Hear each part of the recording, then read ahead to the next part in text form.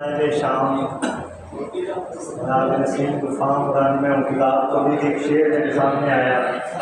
ऐसे शेर हो नोट किया है, लेकिन जरा मेरे सामने आया मैं दिलदारे कोई पढ़ना में आप बयान सूरज तो पहला दी कोई थां लभो मैनू साड़ो मेरे हां दी भट्टी दे।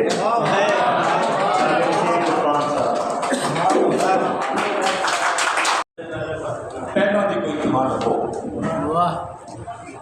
सूरज तो पहला दी कोई थां लभो मैनू साड़ो मेरे हां दी भट्टी दे। ये गजल मैं कोई माहताब हो जाऊं, मैं कोई माहताब हो जाऊं, मिसले आली जनाब हो जाऊं।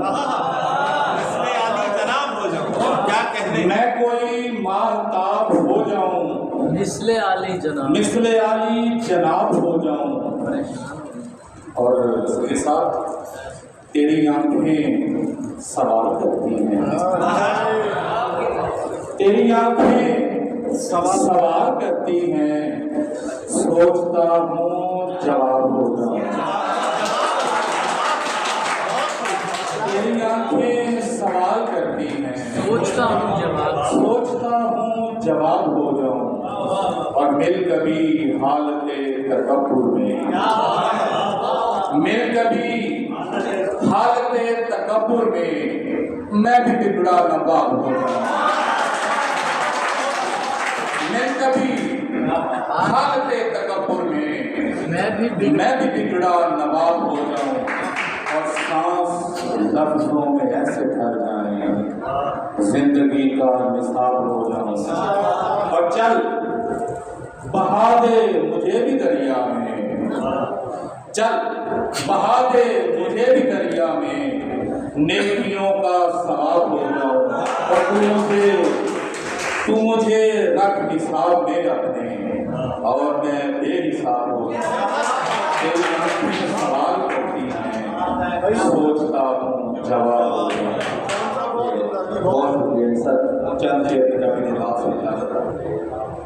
तेरे नैन जनाब की गल कर दे, फुल खिड़न जनाब की गल कर दे। तेरे नैन जनाब की गल कर दे, फुल खिड़न जनाब की गल कर दे। तेरे बाल ने गूढ़ हनेर जावन, मोती दंद महताब की गल कर दे। तेरी गल्लां ते लाली दी तक लगे, किवें किसे गुलाब की गल कर दे।